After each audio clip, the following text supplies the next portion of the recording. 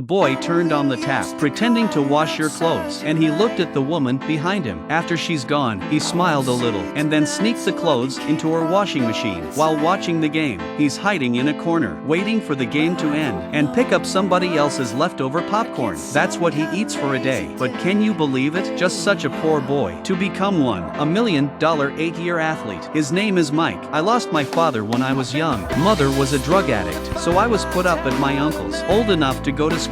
The school gave Mike an IQ test. He was found to be 2 meters tall. He weighs 300 g, but I'm only 6 years old. That's why we can't get Mike. But at this time, Side of the physical education teacher discovered Mike's athletic talent, decided to break the rules and get him. But because of the school needs to pay high tuition fees, his aunt and uncle, who had adopted him, were at odds. Eventually Mike decided to leave, not to trouble the uncle and his family. He walked alone in the dark night. He's got a shirt on him. He was shivered with that cold. At this time, the student's Owen family found Mike alone. After learning about Mike, a kind mother, Annie, decided to take in a homeless Mike for one night. But that's 3 little acts of kindness and changed the life of Mike. Annie brought the quilt, spread out on the sofa, let Mike rest early. Early the next morning, Annie went downstairs to find Mike missing, and his quilt to be neatly folded, and walked out of the house. We called back Mike, who was leaving. It is Thanksgiving Day. Annie made a good lunch. Could be the cause of chronic hunger. Mike also secretly hid a loaf of bread. The family sat in front of the television, watching a football game. Only Mike eats alone at the table. Annie saw that she turned off the television.